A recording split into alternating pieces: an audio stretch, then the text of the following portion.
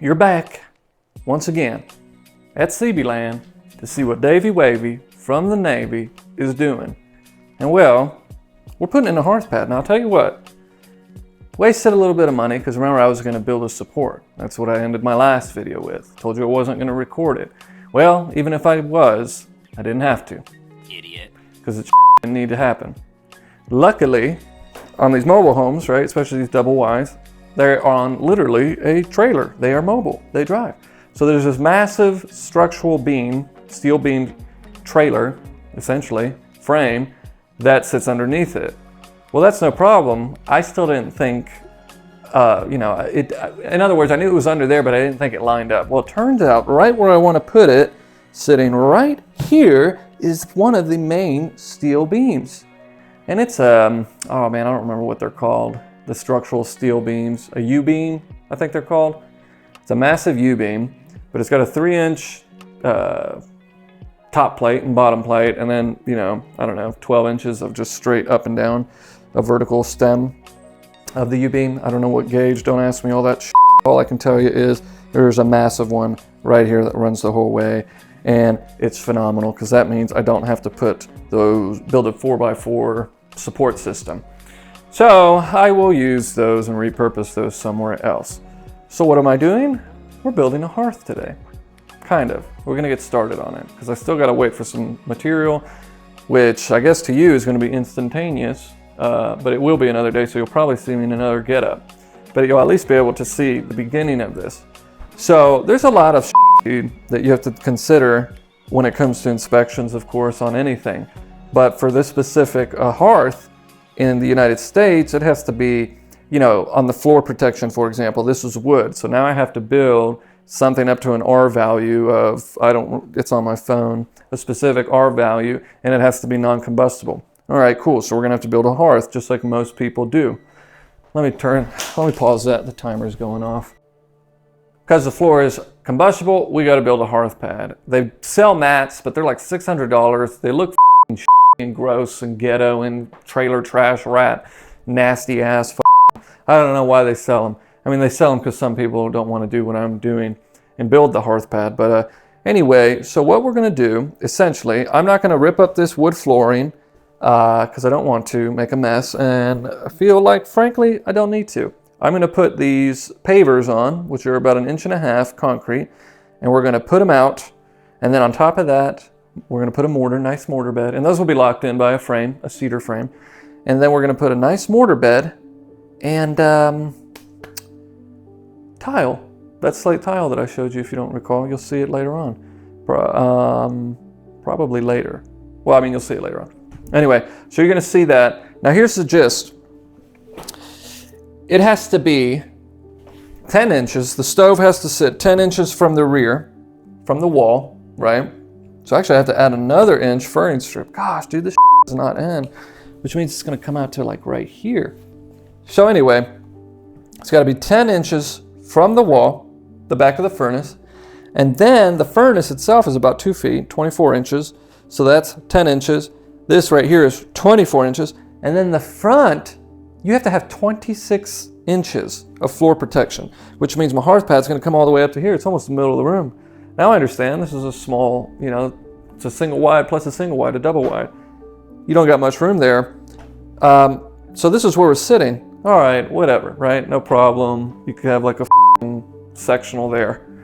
However, on the sides, it's 27 inches wide plus 8, which puts me at 43 inches. That means it's here.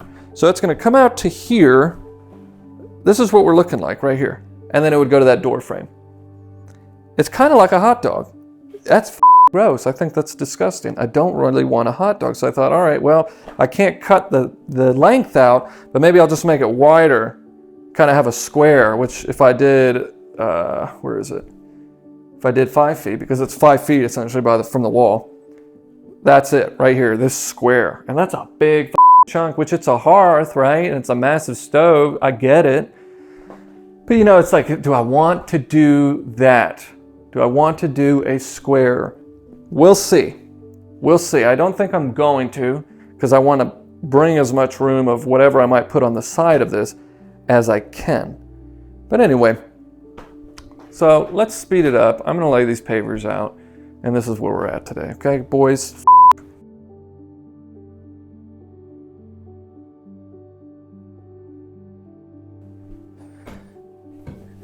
All right, well, we're already kind of because again, I didn't calculate the Hearth size floor pad before I bought these. And I thought, man, this would definitely be plenty. Boy, was I wrong. Well, maybe not, actually. Nope. You are fake news. Today, what we're doing is going to do the Hearth pad. And really, the goal is to do the Hearth pad, get the get the furnace on the Hearth pad. And once that's set, then we can kind of keep cruising along. And it might be in this video, probably will be in this video, I won't stop. But with that being said, we'll get the furnace on it. But before I do that, just to explain where I'm at now, you see these cedar planks, not planks, these cedar 2x4s came in.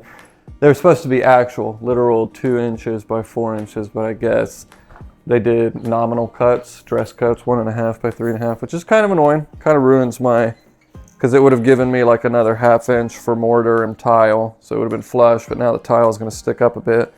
You want to know what I think? I don't give a shit. We're going to do it anyway at this point. So I got the ladder here. The reason that you see me not working on this, I'm going up first, is because I need to make sure that I'm not going to hit any joists. I think we're pretty good because I have to center my pad because I want a straight shaft going up, straight chimney, straight through the roof. There's no bends or breaks, and you can do that, and there's specifications to that. Just I don't need to. But before I set the pad, right, and say, all right, this is where it's going to be, I don't want to put the furnace on, put it here, start here, put the furnace on, and then, oh no, straight up, I hit a joist. So actually, I already went up there and started working and forgot I had to record. But that's what we're at, so you're just going to watch with some music a little bit.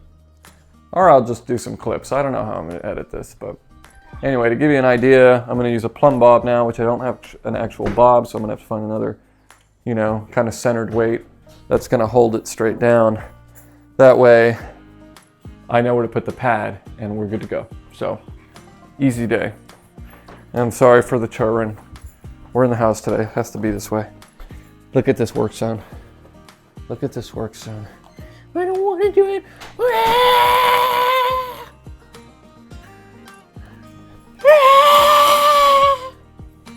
That is not how I held my babies, promise you.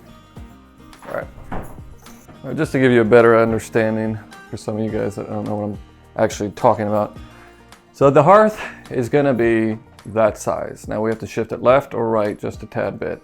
But before I can find exactly where we're setting this Hearth, I need to go up here and make sure, sorry, it's crazy. You can see one cut down a joist, so that's a joist. So already I can tell you that I'm gonna have to shift it over this Hearth like 6 inches. See here, this box has to go through the roof, the ceiling and the roof, and mine's a vaulted ceiling, so it's gonna be pretty short.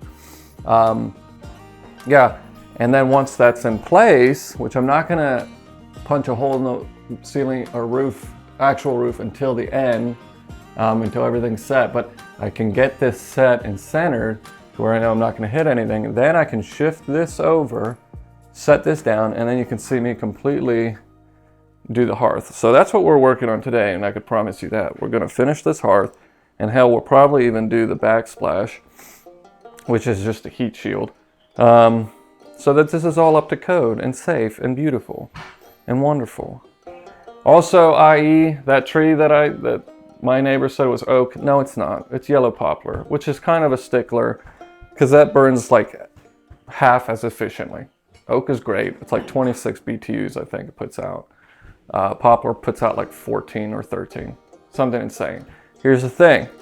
Not too bad, because I've got a of that wood and a lot of mass of those poplar trees. But, so with that, so it sucks, but it's go for wood. Go for wood. In other words, I'm just gonna have to go twice as long, you know, twice as much to go get wood and to burn it. And I'll be burning twice as much wood. It's kind of the theoretical idea. So hopefully, that's the worst of it. It's just I'm gonna be burning a lot of wood. So I'm gonna have to stack a lot of wood. On the other hand, while I was searching my forest, 2 main trees are out there. It's that poplar, and the next one is it's sugar maple, which is a hardwood and a great wood to burn. phenomenal. However, I haven't found any that are large enough that I'm like, all right, I'm willing to take this one down and let the others grow. So that's number one. And number two, it's going to take like a year to a year and a half for it to season anyway. Poplar seasons very quickly as opposed to maple. So even if I wanted to this year, it's not looking like I'm going to use it. I think what I'll do though when I'm bored in the winter is I'll cut some maple down and then just let it season over the year and start stacking that. But anyway, let's get on with it. Just so you can see, I'm already working on that center point up there. That's the rightmost line that you can see already cut. I used the oscillating tool. Boys and girls, we need those in the Navy. We didn't have them in any of our tool kits. So CTR, which for those of you who don't know what that is, that's Central Tool Room. Get some oscillating tools, and maybe they do have them and I was never graced with them, but yep, so we're gonna find that center point. We're gonna plumb bob that so we have our direct point going down.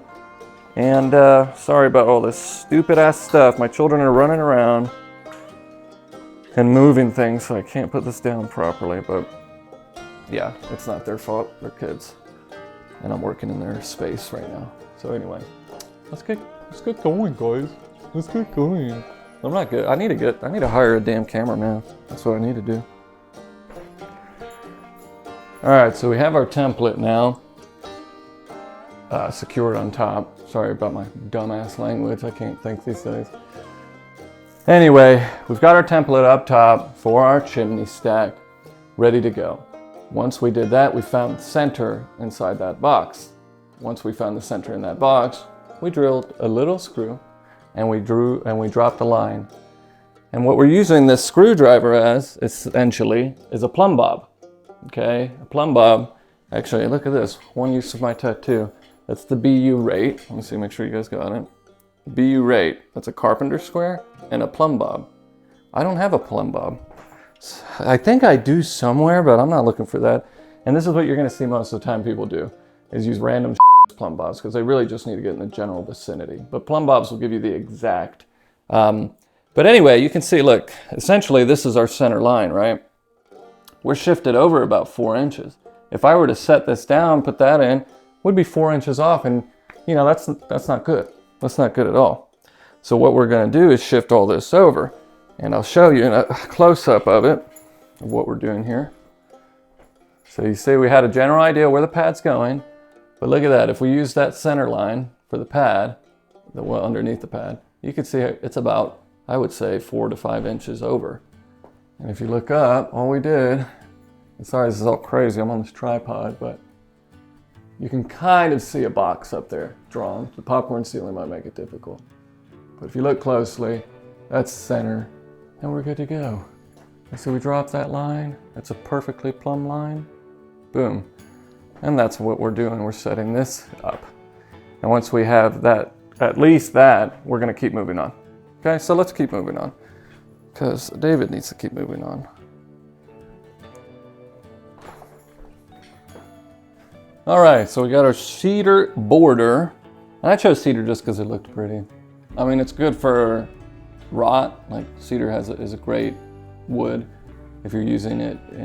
I don't know what to say. It's water resistant, or it's not prone to rot like other woods would be.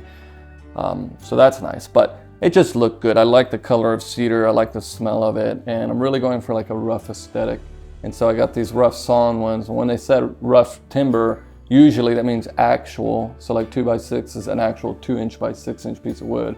I thought I was getting an actual 2" by 4", but I did not. These are 1.5" by 3.5", a little over. But yeah, so as you can see, we also drew out our template. So these are all locked in, and we're gonna start doing tile here in a minute, which is fun and nice because I haven't done tile in a minute. But I wanted to draw out a template of where it's actually gonna sit, the furnace. And as you can see, I mean, we're straight on the line horizontally, but vertically from the wall, we're just about a 1/2 inch, I would say, forward. Now, that's only because of this border here, this trim piece, baseboard. If we hit the wall, it is exactly where it needs to be. So praise God. I was telling my wife, that's fantastic when things work out like that. Because, you know, so obscenely annoying when something's off like a 1/4 inch or whatever, but when you hit it right on the money, it feels good. So now the next steps, honestly, I'll clean up a little bit and get that next step ready. We're gonna keep working our way up. We won't be able to set our furnace on the tile today. We'll do that tomorrow, but we'll at least do this portion.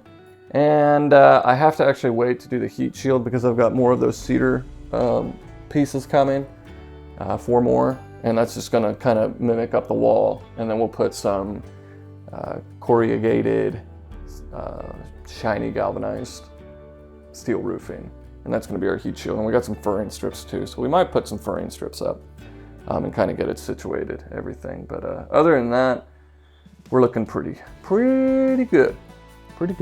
I'm pretty pleased with where we're at today. So we'll get this all pretty. Tomorrow I will set it on top. But yeah, let's get in and do some tile. Oh, well, before I say that, the reason I'm talking about doing this template, right, is because to code, right, because you have to do things to code and you have to do them safely, right? You got to know all these measurements. So the back of this stove has to be 10 inches away from the wall. That's a combustible wall. They need to be 8 inches on either side. On the floor, there needs to be a pad that is at least 8 inches. And this is like, I don't know, 12 or something, or 11. And then in the front, it needs to be 26 inches of non-combustible material with a specific R value, which is why I did the pavers, because I didn't want to rip up the wood.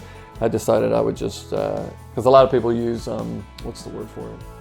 Cement board. And I was like, nah. I mean, I could have drilled cement board into it, but I thought, oh, pavers will work. You know, I'll lock them in with the base, and then we'll do mortar on top, a bit of mortar, and then do our tile.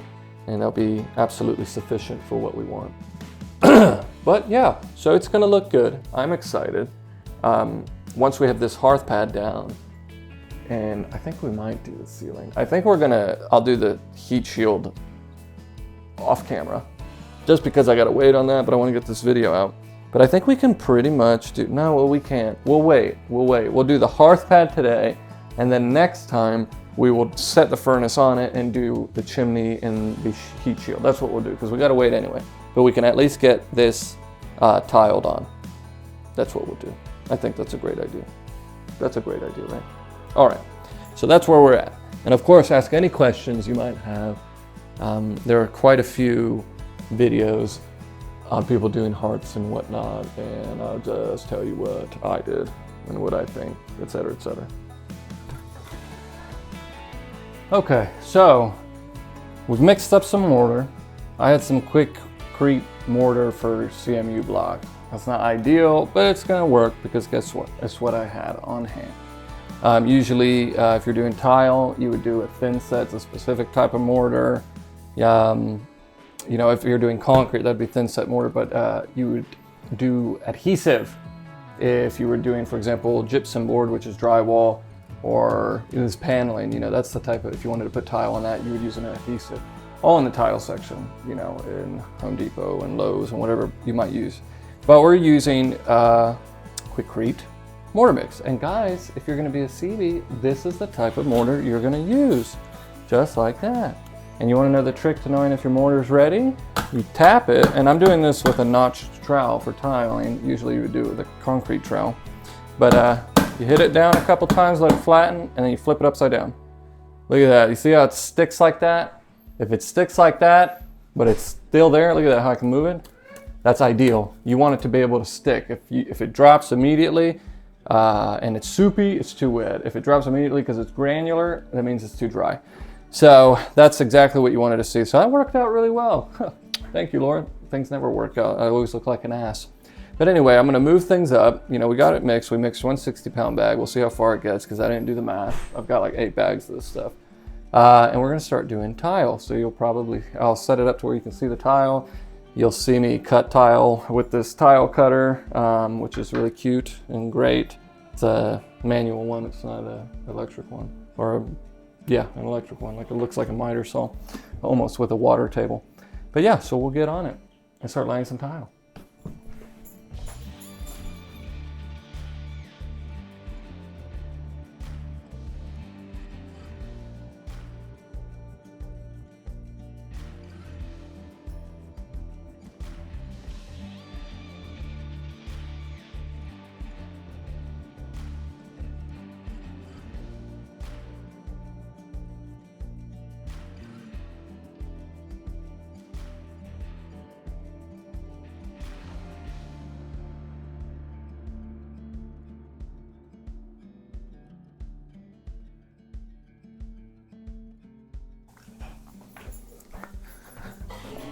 All right, so we've done an absolutely asinine, annoying as hell job. We are done. We've done our tile with not thin set mortar, but CMU block mortar, and there's a reason, there's a difference. At the end, towards the end, we did make it a little bit more soupy, which made it pull a little bit better, but it still wasn't pulling for shit. It was so annoying, I cannot tell you how annoying it was. But either way, listen, if you're gonna do it, guys, get the right mortar, okay? Get thin set tile mortar if you're doing it on concrete, if you're doing it on gypsum board or anything else. If you're doing a hearth, it's gonna be on concrete, cement board or something. So just get thin set mortar. If it's on drywall or something, you know, the adhesive bonding, it's right next to the thin set mortar, you'll see it. But in other words, it looks pretty decent. Now, you might think it's way up here is where we're putting it because of these two pieces here that are just butted up to one another because they're so gross. I'm sorry, Masons. My uncle's a Mason. I'm sorry, Fabi. But it's gonna sit back here. So it actually will have this kind of cute design other than these nasty joints here. You know, it's got those two fulls and then these two runs and then this first here. So you'll only see about the front, these two front rows. So it's got some design, some character. And we're gonna leave it alone for about 30 minutes. So we'll clean up and then I'm gonna come back, take these joint spacers out because you're supposed to wait to do this too, but I'm just sending it because I'm so done with this. Just ready to get it. I gotta get back outside and start cutting wood again. We're gonna just fill these joints with the mortar that we have and make it real cute. And then we'll come back up with a sponge about a half hour after that and clean up this slate. And it should look pretty good. Probably here at the end, not right now, but I'm gonna put a corner bead around here. I'll have to measure it and just confirm because I'll probably have to manufacture it myself and just have a nice little corner bead that goes around it, a nice little decorative one. But other than that, we're sitting pretty. And then tomorrow we'll be able to get that on there. I might even start mounting the backsplash, the heat shield. All right, I'll catch up with you in a second.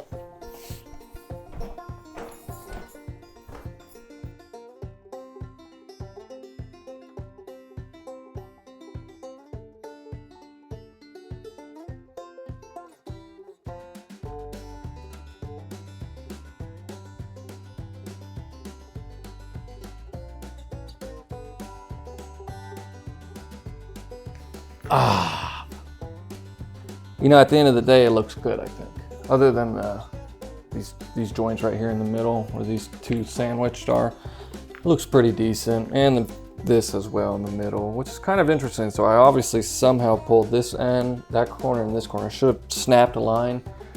I didn't. I trusted that, and I shouldn't have, because now that's there. But you know what? Nobody is going to give a because everybody's going to be staring at this beautiful thing, heating their ass up.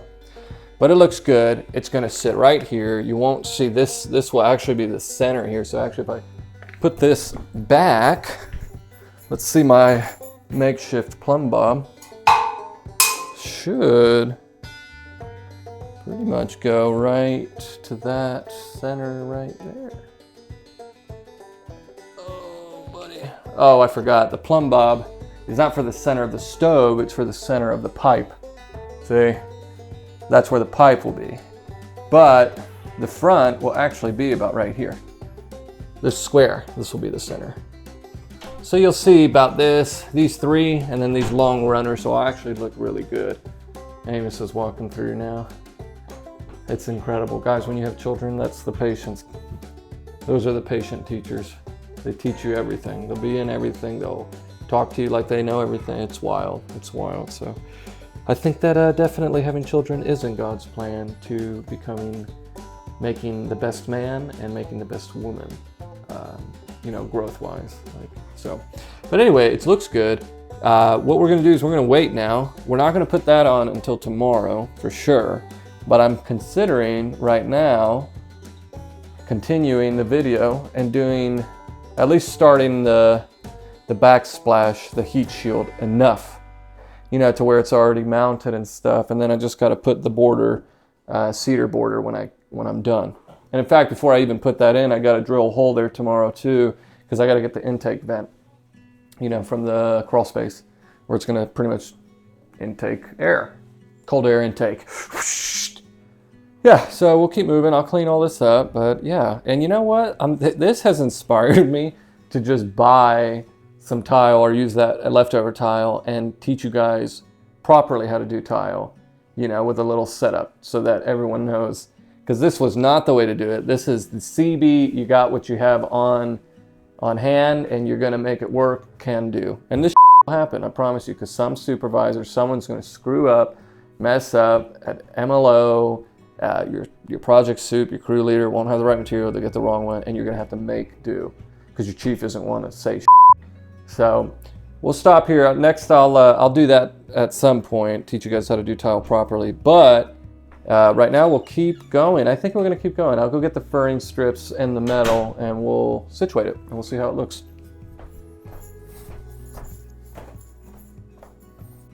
Alrighty. Anyway, we got some furring strips and we got some corrugated, I think it's like corrugated steel or tin roofing. You know what it is, right? So I got 3 panels of that and I got these furring strips. So really all we need to do, I don't know should I make it that tall? I think so. I think so, guys, because I mean, the more there's a heat shield, the better, right? I would think. I think that's what I'm gonna do, and it'll just be right there, so I'm gonna have to knock those in. But anyway, we're gonna put some of these furring strips up, and we're gonna put this roofing as our heat shield off this wooden wall. And then, you see, we're gonna have to come in because the cedar that I used for the base plate, the border, I have 4 more coming. I've got some pieces, I got 1 left. And I'm gonna have to use those to do the same exact thing that I did down there. And these are 8 foot. I'm just making sure, sorry guys, because actually I might have to cut, I might have to do something down here and add a piece, a border piece. I don't know, we'll see when the time comes, but I can do that later when it comes in. So we can at least do as much as we can right now. Next episode, so I'll finish with this, and then next episode we will put the furnace on it, as well as do the border. Well, actually, you probably won't see the furnace. I'll put the furnace on before you see it, but it'll be waiting. But I'll wait to do the chimney and the roof, as well as the border around this as well. So the main part, the rest of it, you'll see. You'll watch it next time. But yeah, so this is what we're gonna do. So you're gonna see me measure, and you're gonna see me line them up. And what I'm not gonna speed this part up, I'll probably speed it up once I have the furring strips up. But right now we'll just snap 2.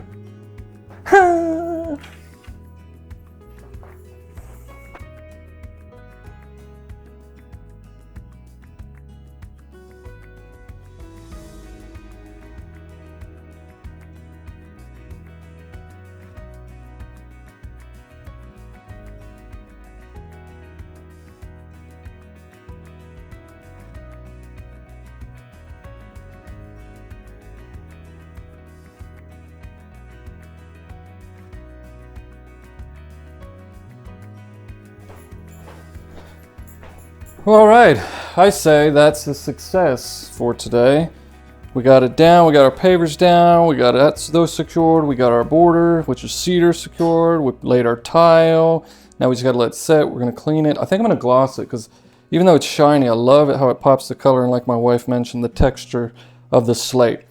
And then we got the heat shield back there. And all we did was furring strips and tin roofing essentially, or metal roofing, I don't know what kind of metal that is.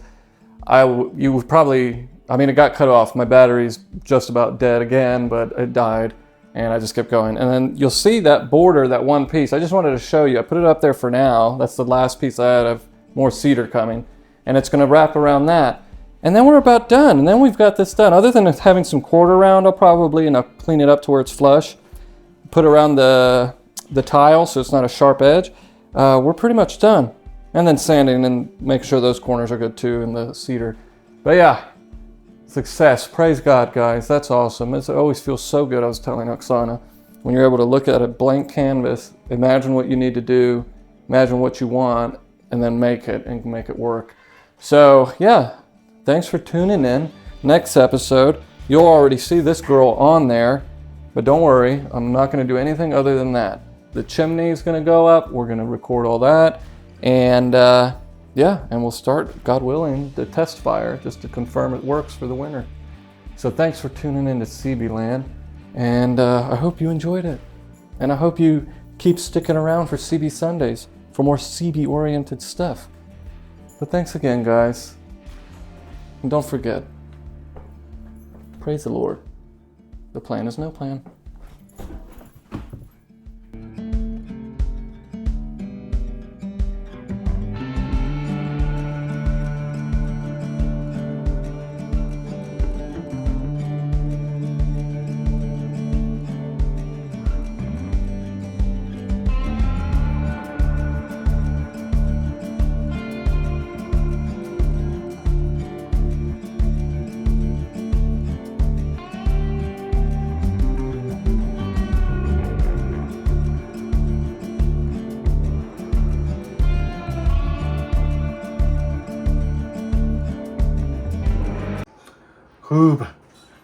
Hoob, I'm editing and I'm shouting you out. I couldn't forget you, Bubba.